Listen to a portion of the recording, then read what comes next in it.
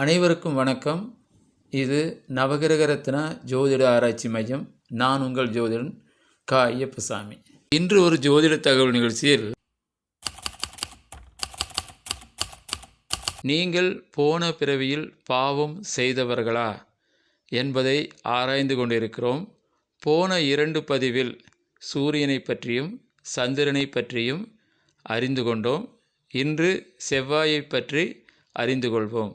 உங்கள் ஜாதகத்தில் செவ்வாய் 6, 8, 12 அமர்ந்திருந்தாலோ, அஸ்தமனம் பெற்றிருந்தாலோ, வக்ரம் பெற்றிருந்தாலோ, பாதகஸ்தானத்தில் அமர்ந்திருந்தாலோ, திதிசூனிய ராசிகளில் அமர்ந்திருந்தாலோ, கிரகண தோஷம் பெற்றிருந்தாலோ, உங்கள் ஜாதகத்தில் உள்ள செவ்வாய் உங்களுக்கு கெடுபலன் தர ஆரம்பிப்பார்.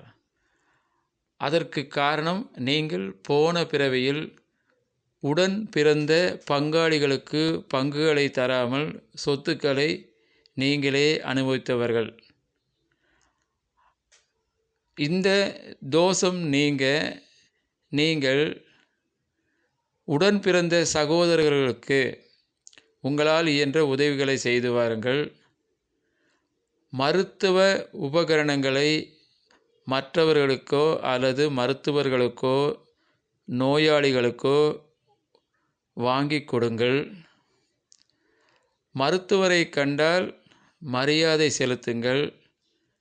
இப்படி செய்து வந்தால் உங்கள் ஜாதகத்தில் உள்ள செவ்வாய் கெடுபலனை மறந்து நற்பலன் தர ஆரம்பிப்பார். முடிந்தளவுக்கு முருகன் வழிபாடு செய்து வாருங்கள். நன்றி, வணக்கம்.